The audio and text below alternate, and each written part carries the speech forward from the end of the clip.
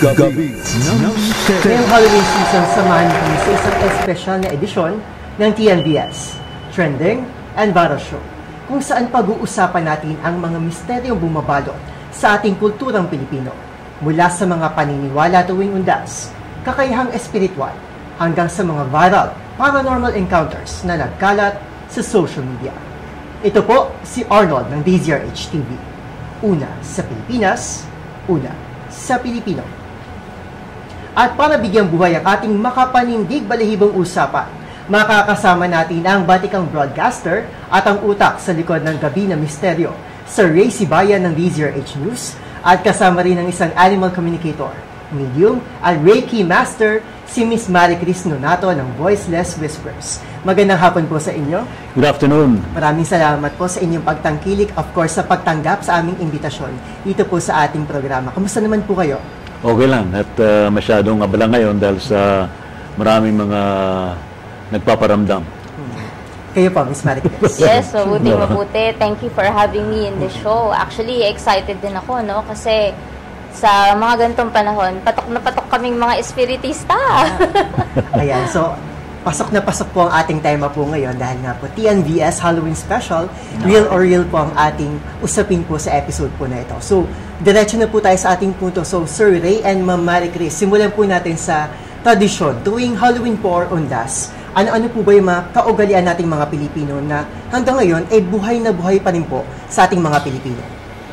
Yung tulad tong ginagawa nga natin bago mag November 1 and November 2 ay talagang kailangan nating bigyan ng respeto yung mga namatay nating mga mahal sa buhay.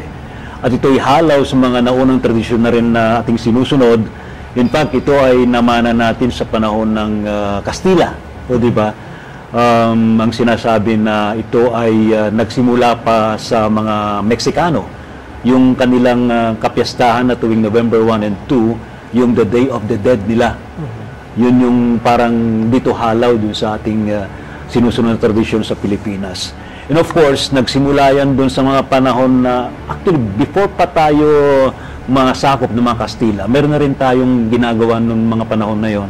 Di ba, I don't know if you remember yung nangangaluluwa. Yeah, actually po pag-uusapan po natin tradisyon yun ng mga Pilipino, yung kinakumakanta sa mga bawat bahay at nangangaluluwa sila.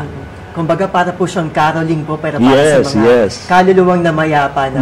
Pero gusto ko din po sana pag-usapan kasi actually hindi po ako familiar and I'm not sure kung naabutan ko po siya or nakikita ko po siya sa mga neighborhood po dito sa Metro Manila. So, tingin niyo po ba existing pa rin po itong tradition na ito? I think meron pa siguro sa mga kanayunan. Meron pa rin ganitong mga tradisyon, pero bibihira na lang sa ngayon. Personally po ba na-experience and naka-encounter? Ako, naka-encounter na ako niyan when I was still in elementary days. Ang tagal na rin po. Matagal na yun. That was, I think, mga 80s pa yon. So, during that time, talagang aktibo yung ganito eh. Nangangaluluwa, kumakanta sa bawat bahay, parang naghihintay ng mga regalo. Yan. Parang Christmas eh. So, although mayroon siyang twist na parang comedy ang dating, mayroong umaalulong sa paligid. So parang comedy po yung atake po. Yes. Parang may umaalulong sa paligid, tapos mayroon kang sinasabi na habang umaalulong, may kumukuha ng itlog ng manok sa mga may mga inahing manok na parang gano'n. Dami pa lang nangyayari sa ano. Pero ano yun, katuwaan, masaya, hindi naman talaga takutan. Kayo po ba, Miss Maricris, ano po ba yung mga traditions po ng mga Filipinos na tingin niyo po, ngayon buhay na buhay pa po, from your perspective po as a Reiki Master and Animal Communicator? Ako personally, hindi ko na inabutan yung mga nangangaluluwa. No? Hindi na rin po. So matagal na talaga. Yeah, matagal na rin yun na hindi ko na nakikita, hindi ko na na-experience. Pero sa amin, personally, kasi ngayon may mix na rin ng mga binuburol talaga, nililibing under the ground, no? Tsaka merong kinikremate. So, some people, inuuwi nila yung cremated remains, di ba? Some people choose that. So, yung mga iba, yung cremains na nasa loob ng bahay nila, they put candles or they put incense, gano'n. Picture, tapos nag-aalay even ng food, di ba? And kami, personally, yung mga lola ko, dinadalo namin talaga sa puntod nila. Lilinisin yon, magdadala kami ng pentel pen, kailangan namin i-mark ulit yung mga names, yung mga drawing na nag-fade out na, no?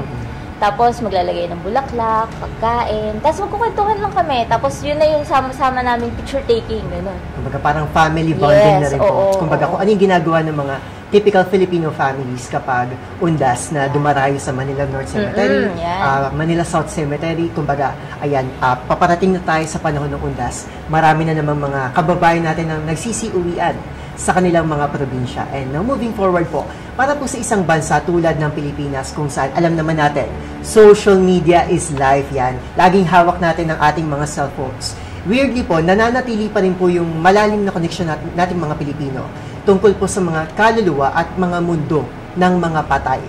May kinalaman po ba ito sa ating religion or sa malayong kultura na po nating mga Pilipino? I think para sa akin hindi naman lahat based on religion, pero mostly meron pa rin talagang mga belief system na kapag ganitong religion, hindi naniniwala sa kaluluwa, hindi naniniwala na may gumagalang kaluluwa, ganon. May mga certain religion naman na hindi rin naniniwala sa reincarnation, ganyan. So baseline kasi natin yung paniniwala na yon, yung mga tungkol sa religion na kinalakihan natin. Pero not everything is about religion. So, merong mga iba, ito yung religion nila. According to their religion, hindi sila naniniwala sa bulto, di ba? Pero naka-experience sila. So, that's a different thing. So, parang it's based on religion and culture na rin. Yung experiences about dead and spirits. Yung paniniwala siguro is based na rin sa experience. Ito na binabanggit ni Miss Maricris. Kasi ikaw, halimbawa, yung sa isang family, hindi naniniwala na may nag-exist ng mga multo. Pero meron kang experience na there's something strange in the neighborhood. Parang Ghostbuster lang, diba? Halimbawa, pag clairvoyant ka, makikita mo yung mga multo. Natural, paniniwala mo kung ano nakita mo kanina experience mo Kaya iba, kapag sinabi mo sa ibang tao at ayaw paniwalaan, ang nangyari tuloy, hindi ka na nagsasabi.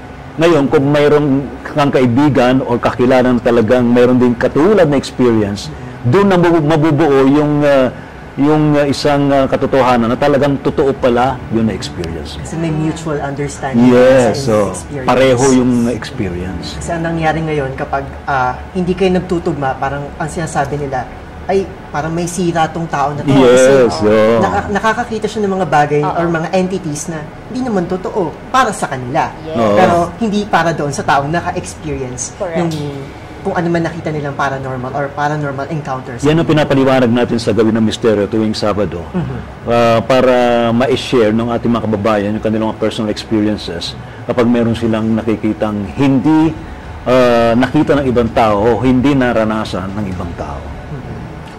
Para po sa ating mga Pilipino, marami sa atin, ang undas po, hindi lang po siya panahon ng paggunita. Ito, papasok na tayo sa exciting part. Yes. May halo pa rin po itong takot at misteryo. So, sa inyo po bang pananaw bilang mga sabihin na natin paranormal experts or mga investigators na rin at the same time, sa inyo po bang pananaw, bakit po kaya laging may halong takot na factor ang panahon ng undas dito sa Pilipinas? I think dahil sa kinagisnan nating paniniwala na ang mga multo dapat katakutan. Na kapag mayroon tayong na-experience na hindi kinikilala ng community o ng komunidad, ay dapat katakutan. So parang fear of the unknown ang nangyayari. So hindi natin alam kung ano yung pinatakutan natin. Although meron tayong nakikita. So, ang nangyayari tuloy na susuppress yung gano'ng experience. So, parang kinakalimutan na lang. I think ito rin ay na-mana rin natin sa mga sinaunang panahon na kapag may nakita, parang ginawa kasing pananakot Halimbawa, yung may na-experience na may nakitang white lady o kaya black lady. Negative agad. Negative ka agad. So, parang panakot na rin ginagawa lalo sa mga kanayunan.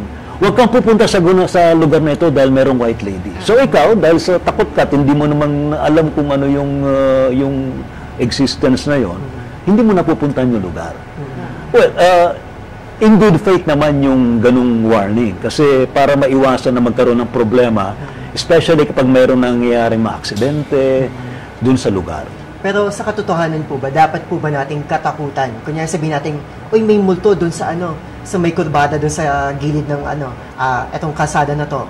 Dapat bang katakutan? Kunyari, sinabi may moto, may white lady, dapat katakutan ka agad? Hindi. Hindi po. Bakit po? Kasi kapag kinatakutan mo yon, baka halimbawa, dumaan ka dun sa kurbada, natakot ka, bigla kang ninervyos, lalo ka madidisgrasya. O, di ba? Kumbaga parang circumstantial. Oo. Nagsa-stack up na yung Oo. Ngayon, kung wala ka naman dapat katakutan at tuloy-tuloy lang yung biyahe mo, walang mangyayaring aksidente. Tapos isisisi doon sa entity na nakita. Pero of course, you can also respect yung paniniwala ng iba. Kaya di ba yung sabi ng iba, kailangan bumusina ka. Kasi baka mayroong existence talaga ng entity na baka bigla mong ma-encounter. So parang binibigyan mo rin ng ng warning na dumadaan kami dito. Parang pasintabi. Parang binibigyan mo sila ng respeto rin. Ayan po. So sinasabi po ng ilan tuwing panahon po ng undas, manipis daw po yung boundary sa pagitan ng mundo ng mga patay at ng mga buhay. So totoo po ba ito? At kung ganun man po yung kaso, ibig sabihin po ba mas madali po makakatawid yung mga kaluluwa sa mundo ng mga tao and vice versa, yung mga tao makakatawid sa mundo ng mga kaluluwa? Si Miss Maricruz siguro makapagpaliwanag dyan. Sa tingin ko, kung ganun lang yung tanong, pag ikinumpara yung ngayong panahon ng undas, kumpara mo dun sa panahon ng ghost month, usually between August and September, mas manipis yung pagitan ng physical natin at saka yung mundo ng mga espiritu. Nung time na yon. Pero kung ang tanong is, bakit mas maraming parang paramdam or nakikita ngayong undas? Kasi mas aware yung mga tao. Parang nakafocus sila dun sa, ito ang araw ng patay. So, kailangan natin silang gunitain, kailangan natin silang alalahanin, kailangan natin silang ipagdasal. So, ngayon, yung brainwaves ng mga tao, naka-align ngayon dun sa spirit world. Kaya parang mas nasisense nila. Compared sa any other day na normal day-to-day lang natin, di ba? Hindi mo masyadong mapapansin yun. Kumbaga, parang may heightened awareness ka doon Yes, sa kasi aligned doon sa celebration na ginagawa. Kumbaga, nakatanim na sa kultura natin. Yes. Para bang nangyayari sa alam ng mga multo na, huy, bida kami ngayon. So, kailangan namin paramdam sa inyo. Kami ang dapat na bumibida sa inyong social media. Saka hindi lang. Kasi tinatamad na rin yung mga tao dumalaw, kaya sila na dumalaw sa akin. Yan ang lagi ko sinasabi kapag sa broadcast sa DCRH, ayan po niya, pag hindi naman kayo dinalaw ng inyong mga mahal sa buhay, sila ang dadalaw sa inyo. Guaranteed yun. Ayan po. So, bago po ang ating interview, nagsagawa po ako ng konting stalking lang po sa inyong mga social media accounts. And itong last September, natuklasan ko po na magkasama po kayong sumabak sa isang paranormal investigation sa kinatatakutang Diplomat Hotel sa Baguio. Bilang mga individual na marami ng kasanayan at karanasan sa larangan ng paranormal at supernatural, I'm curious about the differences po sa inyong investigative approach, especially po sa inyo bilang animal communicator and Reiki master and medium at the same time. Magkaiba po ba kayo ng natuklasan or naging outcome po sa inyong investigation nung pagpunta niyo po sa Diplomat Hotel? Actually, ba yung approach namin magkaiba actually. Si Miss Marquez, meron siyang clairvoyant ability. Ako naman, gusto ko namang wag pairalin yung aking psychic ability. Ginamitan ko ng mga gadget, kung talaga nag-exist yung mga entities na yon sa Diplomat Hotel. So, parang talagang na patunayan namin na talagang meron. Especially nung ginamitan ko ng spirit box communication, meron talagang sumasagot. And of course, kapag ginamitan ng EMF, ito yung ginagamit ng mga ghost hunter. Ayan, nakikita. Ayan, ito yung ginagamit. Pwede po ba nating ipakita sa ating mga audience kung paano po gumagana? Electromagnetic field ang sinusukat nito. Pwede niyo po bang i-explain kung ano po yung ibig sabihin po kapag pumitik ito sa here, pag pumitik-pitik siyang ganyan, merong existence ng EMF. So kapag EMF, merong EMF, ibig sabihin merong existence ng multo. Oo, yes. Kasi sila ay merong electromagnetic field. Although dito, may mga kuryente rito, pero di naman niya na-detect yung mga electricity rito. So meaning, kung merong mang ma-detecto dito, meron talagang presence. Technically kasi, lahat ng form ng energy, merong EMF yan. Merong electromagnetic force or field na manggagaling doon. Bukod sa mga kuryente, ilaw, ganyan, appliances, So, isipin mo, tayong tatlo dito, di ba? Kung merong nakatayo dyan sa gitna at tinapat niya yung EMF, O baka merong tatayo rito. Ganon. So, bukod sa ating tatlo. Ayan. Kayo po, kamusta naman po yung naging outcome po ng investigation niyo po sa Diplomat Hotel? Kung si Sir Ray po ay gumamit po siya ng EMF device po, ano po bang spirit box, ginamit niyo po? May device po ba kayong ginamit? Wala. Kasi ako, sa animal communication kasi, I use mostly telepathy. Telepathy, divination, and connecting with the animal. So, ginamit ko lang din yung telepathic abilities dun sa Diplomat Hotel. So, while nakikipag-usap siya, tapos na may mga nakukuha kaming name, kino-confirm ko yun with the clairvoyance view, yung mga nakikita ko sa mind's eye, kung ilan yung nandun. So, na-detect namin ng time na yun na marami, may mga bata, may mga adult. Tapos, pinakita rin nila sa amin, yung parang reenactment, kumbaga, nung nangyari sa kanila, nung pinasok sila doon, kung anong ginawa sa kanila, ano yung massacre na ginawa sa kanila. So, na-confirm namin yon. Yung investigation approach niya, plus yung approach ko, naging very fruitful siya. Nagmamatch po. Yes. Kasi nagbanggit ng mga pangalan. Yeah. So, to confirm yung name na yon, kinonfirm nung na-validate naman nung nakita ni Ms. Marie Chris during that time. Sabi po nila, nakakatakot or sabi natin risky kapag ang isang tao po is nakikipag-communicate po sa mga spirits. Kayo po bilang mga paranormal na po na investigators, tingin niyo po ba kapag regular na tao po yung nakipag-communicate sa spirits, will it be dangerous po? Personally, sa akin, I don't recommend na we have to communicate with spirits. Yeah. Kasi if they want to send messages to us, dapat idadaan nila sa atin through panaginip, through dreams, especially pag mga relatives natin yung mga namatay. And kung kinakailangan nila magbigay ng mensahe. Pero kung tayong gagawa ng approach sa kanila, let's say we use a Ouija board or any other kind of seance, spirit of the glass, spirit of the coin. Meron pa nga silang binabanggit yung Charlie paranormal game. Ako, I don't recommend doing paranormal games. Napaka-risky nun. It could lead to possession. Yes. Demonic Ibang possession. usapan naman po Yes. yun, mas malalim Kasi kapag if you call them from the other side, maaari kasing pumasok, sumingit mga demonic entities. So we don't recommend that.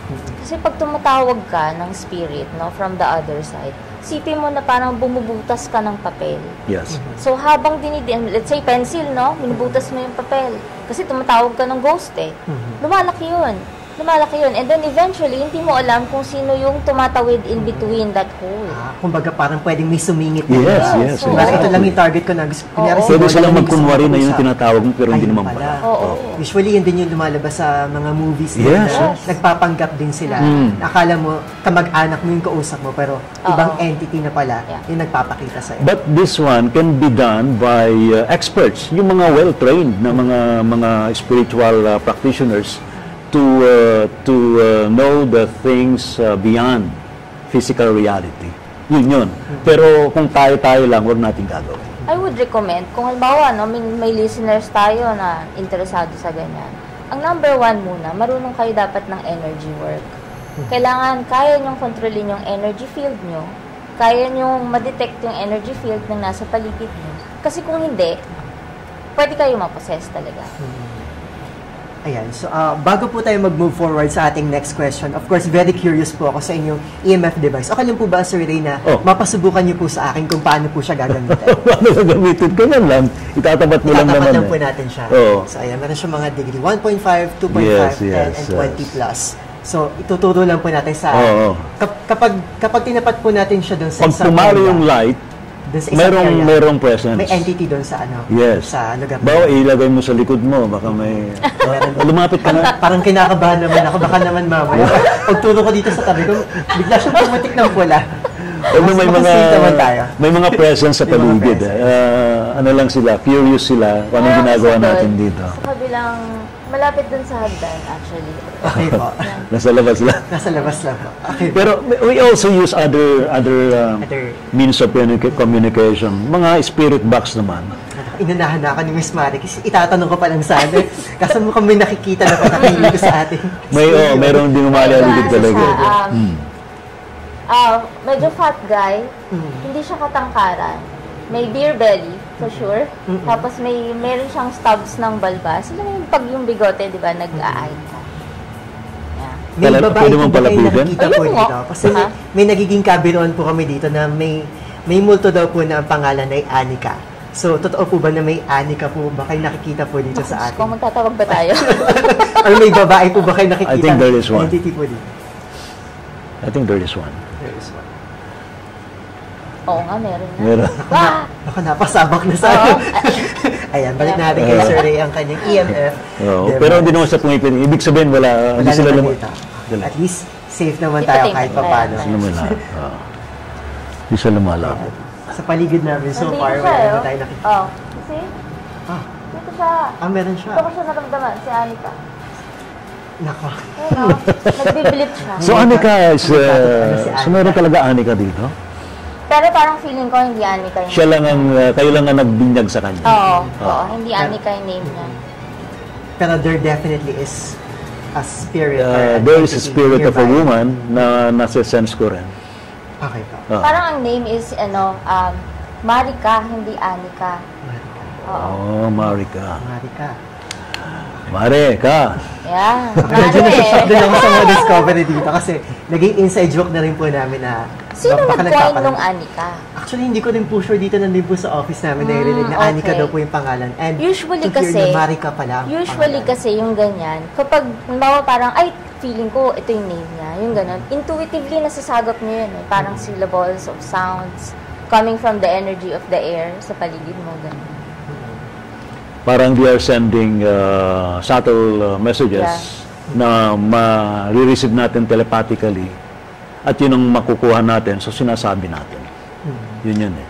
Ayan po. So, moving forward, focus naman po ako sa inyo, Miss Marie Chris. So, bilang isang medium po and Reiki Master, you definitely have an excellent grasp of energies. Mapatao man yan, hayop o gamit. Paano po ba nagsimula po ang inyong journey towards the mastery of Reiki and in relation po to Undas? Masasabi niyo po bang mas active po ang ating mga energies, bodily energies, sa ganitong panahon? Or is there even a connection between Undas and Reiki energy? Ako, nasabak ako sa ganito. Una sa lahat, psychic kasi kami sa buong pamilya. Buong pamilya? Yes, oo. So, lumaki ako na encouraged yung mga abilities namin. Lahat kami. Hindi namin dinideny yun. Parang, oy, may nakita siya ako, may nakita siya. Ganun. Hindi namin siya dina-downplay. Even yung mga younger sisters ko, no. Pero, nag-start lang ako sa animal communication kasi I lost my cat. My cat, my first ever cat ko, she was almost 20 years old nung time na namatay siya. So, I was broken-hearted. So, nag-reach out din ako sa mga ibang animal communicator nung time na yun kasi gusto ko siyang kausapin. Kasi ako, I believe in the spirit world kasi nga, nakakakita ako, di ba? So, I tried to reach out para they can talk to her on my behalf. Tapos, eventually, parang sabi ko, kaya ko tong gawin eh. I know I can do it. So, nag-attend din ako ng classes para ma-hone ko yung ability na yon. Para at least alam ko yung framework kung paano makipag-usap sa animals, gano'n. After that, na-realize ko na it was easy for me. It was easy for me compared dun sa mga iba kong classmates. Tapos, to answer your question regarding Undas, ako napansin ko personally, around this time, mga between October, early October to November, malakas talaga. Even my clairvoyance becomes very vivid sa dreams, in person, ganyan. Mas madami ako nakikita, mas marami ako napapaginipan, mas active talaga siya. Tingin niyo po, bakit po kaya mas active kapag ganitong panahon ng Undas, yung mga bodily energies po natin, mga spirits around us? Personally, sa akin, it's about the moon. Yung cycle ng moon that falls closer dun sa October and November 1, ng Undas, yun yung nagpapa-amplify nung intuitive energy, yung intuitive consciousness natin. Kaya mas madaling mag-connect sa spirit world. Gabi At yung ng bata. This is what I'm curious about. Aside from being a Reiki master, you're also an animal communicator. Ayan, napag-usapan po natin kanina prior to this interview. How does it work po ba? Kunyari, nakakita kayo ng pusa dyan na naglalakad sa harapan nyo, pwede nyo nang kausapin or nagsasalita po ba siya sa inyo? Kino-call out po ba niya kayo? Spiritual po ba itong form of communication or verbal or do you use tools? Can you explain po sa ating audience kung paano po ba nag-work ang animal communication?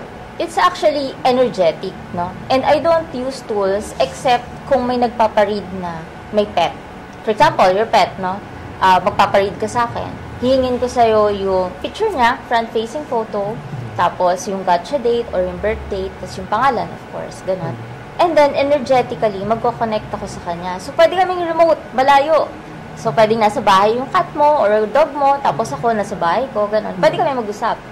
So, very energetic yun. Telepathic ability yung gamit ko. And then, I also use lang yung mga oracle cards and pendulum if I need to demonstrate something or illustrate para makita nyo yung mga picture, para makita nyo yung parang vibe nung pinag-uusapan namin. But I do hear their voice. Narinig ko yung kung gaano ka-cute yung mga boses nila.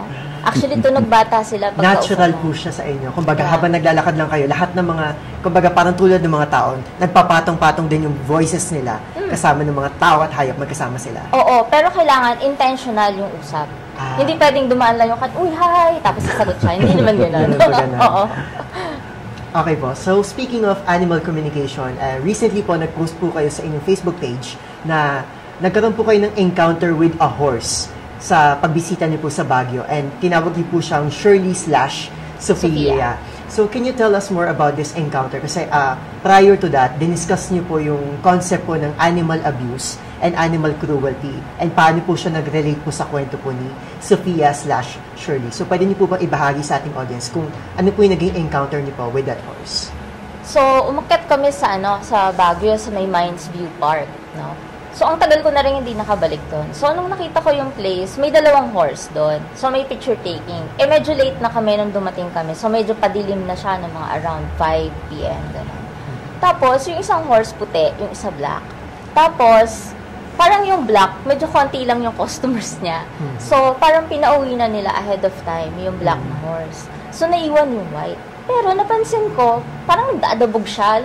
Parang ganun siya. Sabi ko, what's going on with this horse? So, try ko nga mag-connect. So, magkaharap lang kami. May siguro mga 200 meters, gano'n.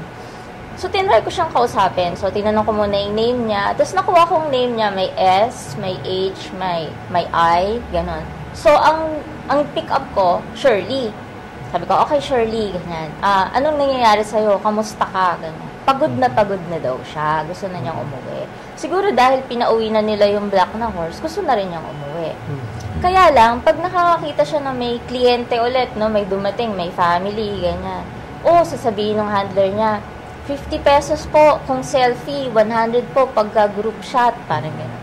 Pag nag-abot ka ng pera dun sa handler niya, di-trigger siya, parang, makikita mo talaga may may obvious sign of protest siya. Oo. Na parang, ito na naman, gano'n. So, tinanong ko siya kung, kamusta ka? Gusto mo ba yung ginagawa mo? Are you okay? Ano na bang nangyayari sa'yo? May masakit ba sa'yo sa katawan mo? Ganyan.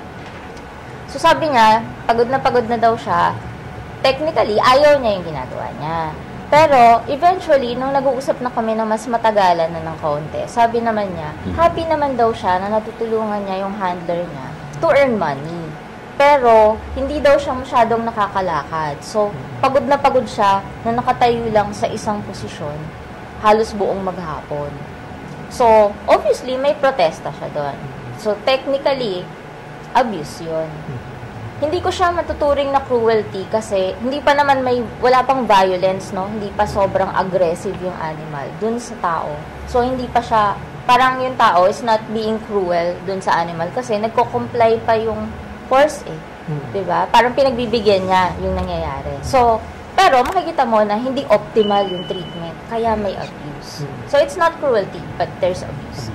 Sa ano po ba, sa animal communication po ba, nagkakaroon po ba tayo ng, kumbaga, development or ng rapport po with the animal? So, kung sabihin po natin na bumalik po kayo sa Baguio, maybe after a month or 2, matatandaan pa rin po ba niya kayo? Yes. May ganun po. Oo, kasi animals... May relationship between the two.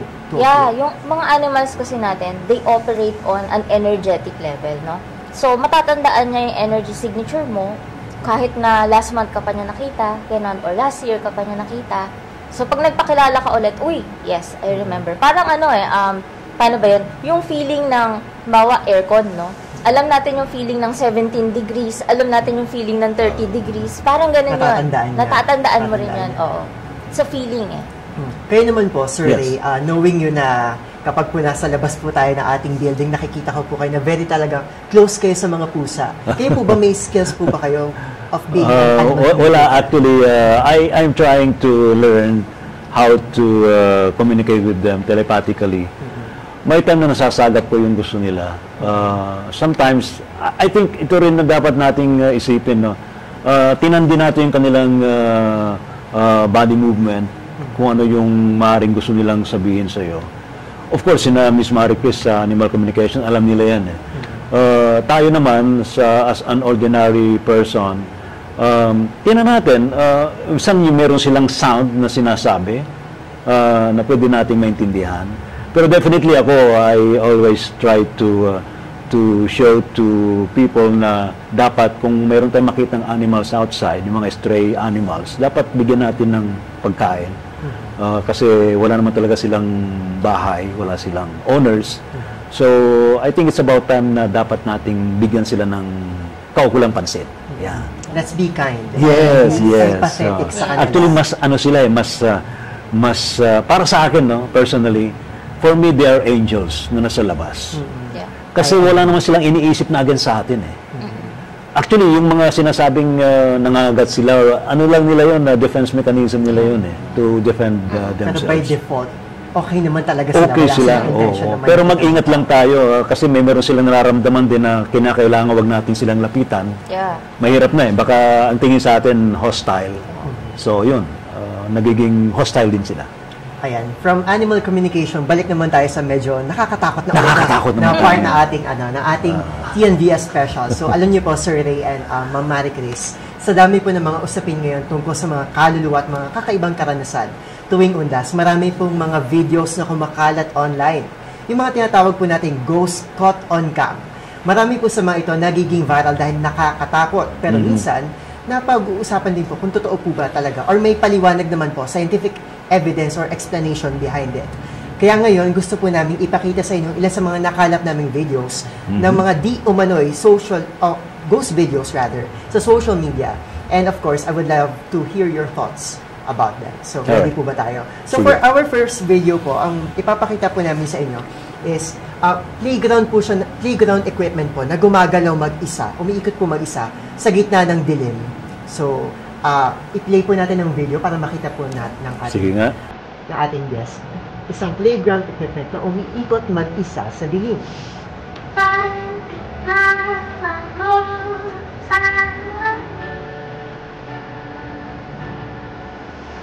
Tus ojos hermosos me dicen que sí.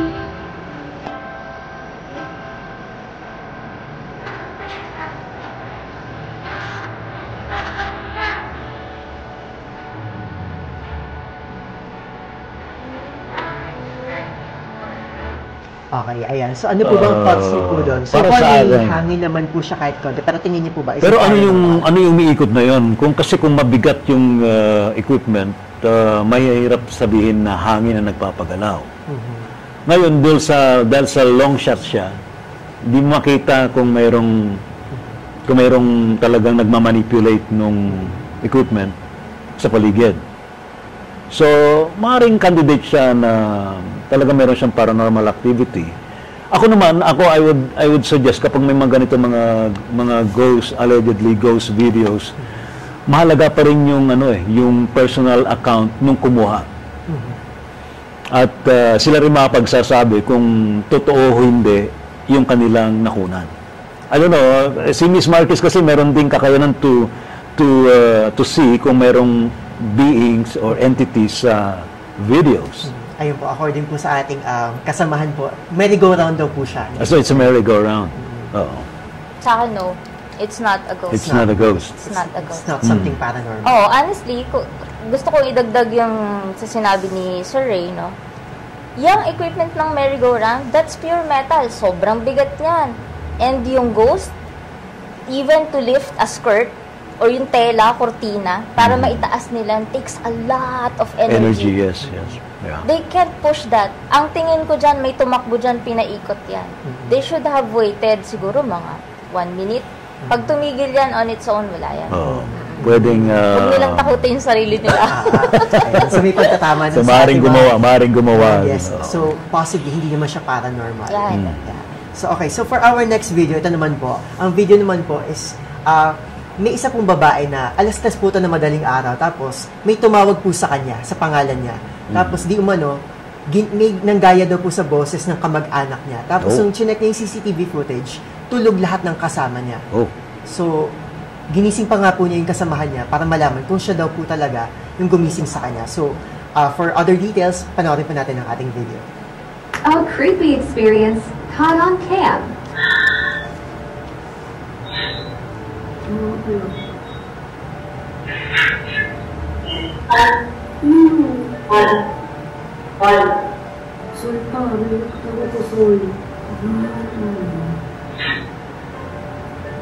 Ayan, diba? Pupunta ako yan. Pupunta na ako yan. Tingnan mo nga. Ngayon. Diba? Nagpamit ka na. Tingnan ko. Ayan, wala. Wala. So, ito yung natin. Ano siya sa mga?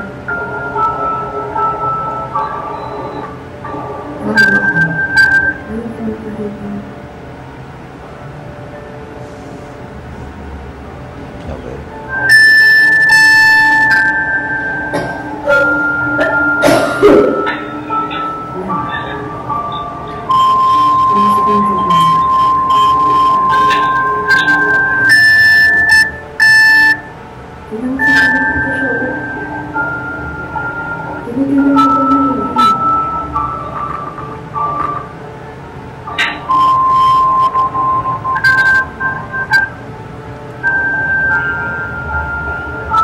Ayan. So, I think we can cut it at that. So, ano pong thoughts niyo po doon? Pagpasok po niya ng kwarto, tulog po lahat ng mga possible na tumawag po sa kanyang pangalan. Alas 3 po na madaling araw. Okay, 3 o'clock in the morning, we call it witching hour. Sobrang nipis yung boundaries between physical and spiritual reality. Ano. So, maaaring pwedeng magkaroon ng paranormal activity during that time. At pwede ring mangyari yung sinasabi na maaaring ginagaya yung boses. Meron tayong tinatawag na doppelganger. Although doppelganger, nakikita visually yung entity. Pero dito naman ay boses. Anong So, case po kaya ito? Hindi ko pa ma-establish kung ano. It could be an EVP, an electronic voice phenomena. No? It could be an EVP, pero dapat pang maimbestigahan kung totoo.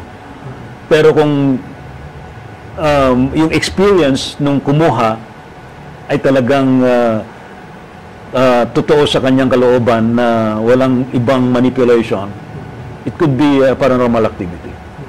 Miss Maricris. Para sa akin, 50-50. Kasi, number one, pwede kasi yung sinasabi niyang soul na tatawag sa kanya, pwedeng na naginip and said, te, diba? Hindi natin alam yun by just watching this video. Yep. From this video, I see nothing. Pero audio kasi yung pinag-uusapan natin dito.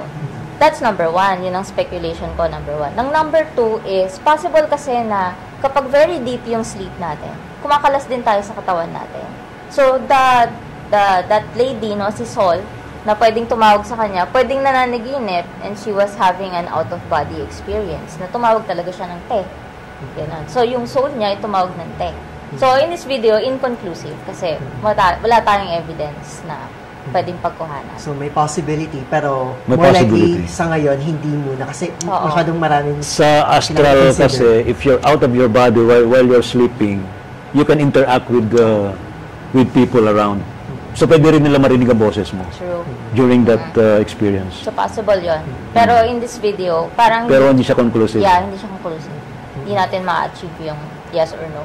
Okay, so for our next video naman po, pag-usapan naman po natin, ito naman po, nagsa-celebrate po ng birthday ang isang lola. So, meron po siyang birthday cake sa harapan niya. And then, habang kumakanta po yung mga kasama niya, may bigla pong figure na dumaan po sa likod niya ng napakabilis for a split second. So, check po natin kung para po sa inyo, is this a paranormal experience or an entity? Panood po natin yung ating video. Oops!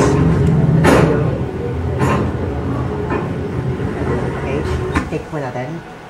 Okay, wrong video lang po. Okay. Yeah, I know that. I know that video.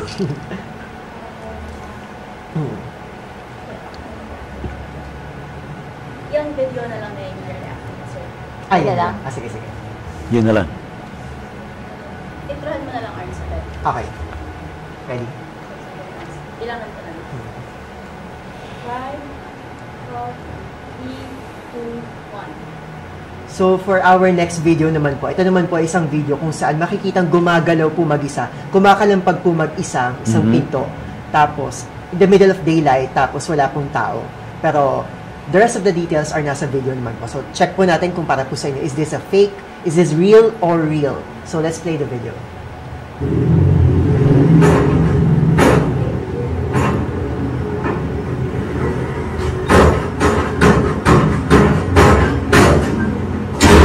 Oo.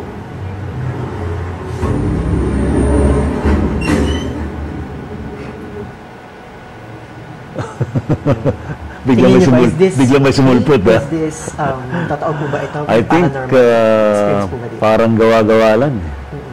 Yeah. It looks very staged. Oo. Oo. Kasi ang isa dun sa factors kung bakit staged, ba't kailangan isara yung pinto bago lumabas yung Yung multo. Kasi sa ganyan, kahit daylight, actually lumalabas ang mga multo.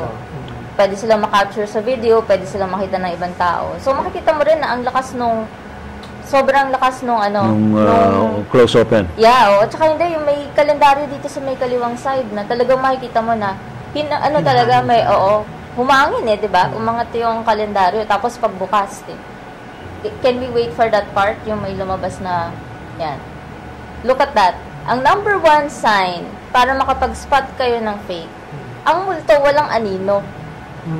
Always look for that. Multo walang anino. Nakayuko si ate, may anino. So, ang mga it's a multo, fake. kahit nakayuko, flat tignan yan. Para ka lang nakatingin sa printed piece of paper. Sa mga tinatawag na telekinetic ability ng mga ghost, hindi nila gagawin yun ng paulit-ulit eh. Mostly kapag nagpagalaw sila ng object either once or twice. Yeah. Kasi mahirap as a ghost, ghost tayo, we need more energies to move objects Parang sa physical. nakakapagod So from non-physical to physical yun eh. Tayo nga na nasa physical reality na if we move objects, nag-exert tayo ng energies, no? What more sa kanila, mas kailangan nila mas maraming energy to move objects. Hindi ganun na paulit-ulit na ang lalakas pa ng bunggo ng pintuan. So, we can conclusively say na this It's is a fake. No, This is it's a for fake. R-E-E-L. Yeah, For real. it's for real. No, not for real. Yung pala yun, R-E-E-L. Real, Okay. totoo, or Yeah, real, or alright. palabas lang ba yan? Palabas And finally, lang yan. for our next video, actually, same lang din po siya na, kumbaga, bumukas po mag-isa ang pinto sa kalagitnaan po ng house blessing. So, panoorin po natin yung ating video kung tingin niyo po ba, palabas na po ba ito, or hindi. In this next video, a grandmother is celebrating her birthday while being surrounded. Ulit tayo ng intro, yung sa lola na. Sa lola. Ay, okay. Nag-mess up yung video. Ay, okay. Isa pa po. Bilang ako. Start. 5, 4, 3, 2, 1. And finally po, for our last video naman po, so ito po, meron po tayong isang lola na nagsa-celebrate po ng kanyang birthday celebration. Tapos, habang kinakantahan po siya, habang may cake po siya sa harapan, bigla pong may figure na dumaan po sa kanyang likuran for a split second. So, I want you to judge kung tingin niyo po ba, is this a paranormal entity or hindi naman po. So, let us play the video. In this next video, a grandmother is celebrating her birthday while being surrounded by friends and family, all of whom are singing happy birthday to her.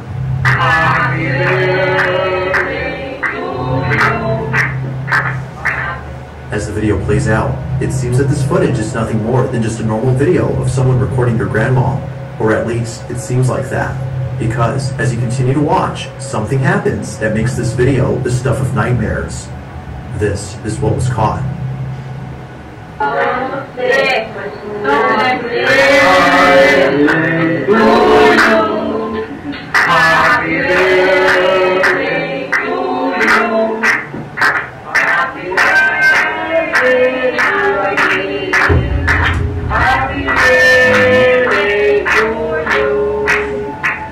As everyone collectively sees, a shadow-like figure holds behind Ayan. So, nakita na po natin ng ating video na may mabilis po na shadow figure na dumaan po sa likuran po ng lola. According po sa nag-narrate po sa video is batang babae daw po siya. Pero tingin niyo po ba, is this real or real? Pwede ba siyang i-slow mo? Sige po, play lang po natin ang ating Slow-mo. video at the same time. Mayroon mo siya i-slow mo? Sige, baka pwede nating ipadaan yung portion na yun ng ating video kung saan may dumaan na figure sa likod ni Lola. Ayan, I think that's around that part. Alright. Sige. Okay. Ganun lang talaga siya, sobrang bilis lang niya. Bilis eh. Sige, abangan natin. I think it's about this part. Ayan. Parang hindi eh. Oo nga. Parang hindi. Ayan, dadaan. Meron talagang batang dumaan. Hindi. Parang Sure ba? parang overlay. Overlay. Yeah. Kasi, kaya ko nasabing parang overlay. Kasi yung movement, dapat, kung ghost lang na dumaan yan, ba't kailangan mag-vanish at the bottom nung side ng Bumaba siya chair? Oo. So, parang tinwin, alam mo yun, medyo inanimate yung patong. Kasi kung multo yan, sabihin na lang natin na mabilis sila. But not as fast as that. Sobrang bilis na parang tinas forward, alam mo yun. Saka ang multo normally hindi tumatakbo. They don't use their legs para tumakbo. In fact, sila yung nag-slide sa hangin eh. So, mostly mga ghosts, parang nakikita mong parang walang motion na tumatakbo eh. Yun mas kita yung running siya eh. Running kasi, kita mo rin yung flip ng hair, pag tumatakbo, di ba? May ganun, yung mabilis. So, parang na-overlay. Kasi makita mo yung hair, gumanon pa yung hair. Hindi naman kailangan ng mga ghosts na magkaroon ng movement sa parts ng body nila. Parang flat movement lang siya dapat. Oo. So, I would say, it's a fake. How about you, Sir Ray? Yeah, it's a fake. So, ayan. I think we are done with the... Pero sa akin naman... real? Wala bang real? Parang kakabahan naman yata ako kapag may real tayong nakita. Ayan. So, that was the end of our segment. So, for the final part of our interview, ngayon pong undas kung saan maraming kwento tungkol sa mga di matahimik na mga kaluluwa ang nagiging viral sa social media tulad di umano ng mga nakita natin sa ating mga videos kanina na apparently lumalabas po para sa inyong investigation, sa inyong observation ay hindi totoo. Regardless po, paano po ba natin sila maitatampok ito pong mga kaluluwa na ito nang may puso at respeto sa ating mga kwento sa social media? I think that's the best thing that we can do during Undas. We have to respect yung ating mga dead relatives. We can offer prayers. In fact, itong Undas hindi naman dapat kailangang magtakutan. Let's celebrate na nandiyan pa rin sila. In fact, kapag nasa kabila na sila, they also helping us to mas malapit na sila sa Diyos eh. So, we pray for them. At the same time, sila sa kabila, they're doing also yung kanilang part na makatulong sa atin sa buhay. So, kapag merong paramdam sa ating mga bahay, let's acknowledge yung kanilang presence. Tama itong sa Undas, we can offer food or drinks or anything para makasalo natin sila. So, hindi dapat matakot sa mga multo sa paligid. How about you, Miss Maricruz? Sa akin, number 1 talaga, huwag matakot. Kasi kapag natatakot ka, halimbawa may paramdam, gano'n, natakot ka, uubusan ka ng energy every time na natatakot ka. Ngayon, kung hindi maganda yung entity na nagpaparamdam sa'yo, kinukuha niya yung energy mo. So, number 1 talaga, huwag matakot. Now, number 2, kung halimbawa, meron kayong recently na namatay na relative, diba? Tapos parang biglang suddenly may paramdam sa bahay niyo, ganyan. So, it's safe to assume na relative mo yon. So, what you can do is, pray for them na they find peace. Minsan kasi may mga gusto silang mangyari na hindi na pwedeng ma-achieve, di ba? So, ipagdasal nyo na lang na tanggapin na nila yung death nila ng maluwag sa puso para maka-ascend sila from the spirit world. Ganon. Kumbaga, tulungan talaga. Tulad na sinabi ni Sir Ray, let's do our part and they will do their part as well. Yeah. Para sa ating mga nabubuhay pa dito sa mundo. Yes, and also, ang madagdag ko lang din, no, some spirits kasi, kung relatives natin yon, hindi nakakatulong sa kanila yung iyak tayo ng iyak. So, ang mas magandang gawin, if we want to help them, ialalahanin natin yung mga magagandang good memories memories, natin. yes. Oo, with them. Yung mga parties, mga birthday, nung time na nirigaluhan mo siya ng something, ganon. And also, finally, no, our animals also have spirits. So, ngayong undas, kung meron kayong mga namatay na pets, no, cats, dogs, ganyan, hamsters, ibon, yan, lahat yan, may spirits yan. Monkey. So, kung meron kayong mga ganong mga dead pets, i-celebrate nyo rin sila. Magtulos din kayo ng kandila or favorite food nila, pwede nyo ihanda yun katapat ng picture nila. Just to celebrate the memory of them. And during this undas, kung meron tayong mga grudges sa mga members of the family or friends na namatay na, patawarin natin sila. Yes. Let go. Let go. Yes. Yan. Kasi Ibaon na sa lupa. kapag nilet go natin sila, yun yung time na pwede na sila mag-ascend. They become lighter din. Yeah, mas lighter sila. Again, tulungan lang yan. Yes. We do our part and they will do their part. Correct, Yes. correct. Na maka-ascend na. Sa, And we can sa- send love to them. Send na. Ngayong undas, send love sa ating mga namayapang Yes, mga exactly.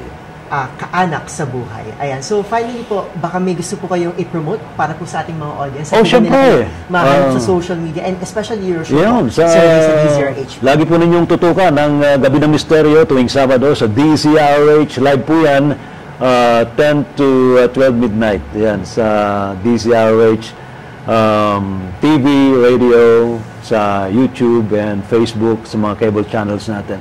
Pinag-uusapan natin to, hindi to takutan. Ito yung nagbibigay tayo ng information dito. We educate people how to deal with spirits, how to communicate with our guardian angels, with divine beings, and of course, lalong-lalo na sa ating poong lumikha.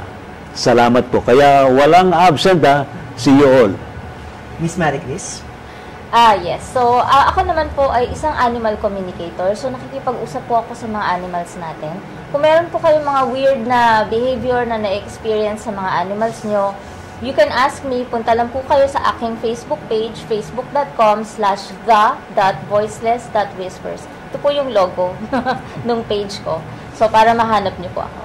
Ayan, maraming salamat po Mr. Ray Sibayan from DZRH and Miss Maricris Nonato of Voiceless Whispers. Ayan, maraming salamat po sa inyong pagpapaunlak sa ating munting panayam po sa hapon na ito. Sa dami ng mga kwento ng kababalaghan at mga viral na karanasang kumakalat sa internet, minsan mahirap ng paghiwalayin ang totoo sa katang-isip. Pero kung may natutunan tayo, ito ay ang kahalagahan ng pagiging mapanuri at ang paglapit sa mga ganitong usapin ng may respeto at bukas na isip. Maraming salamat po Sir Ray and Miss Maricris again sa pagbabahagi po ng inyong kaalaman at karanasan sa usaping kababalaghan. At syempre, salamat din po sa inyong patuloy na pagsubaybay sa TNVS, Trending and Viral Show. Muli, ito po si Arnold ng DZRH TV. Una sa Pilipinas, una sa Pilipino. Happy Halloween!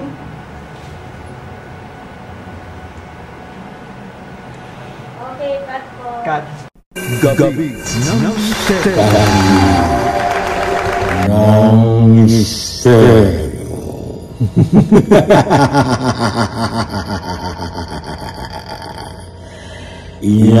Inaanyayahan ko kayo na panoorin, makinig sa Gabi ng Misteryo.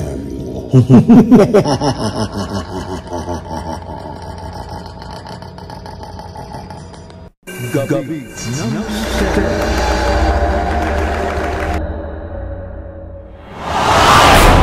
Encounters, mga sightings ito. Ito ba'y palatandaan na talagang malapit na?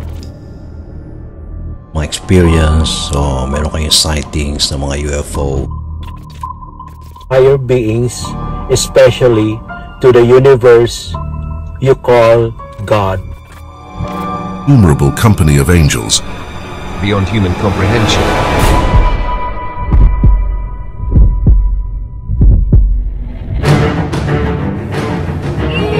Us.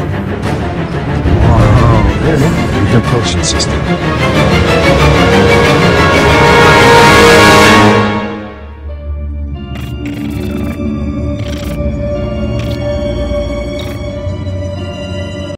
Gabi ng Misteryo.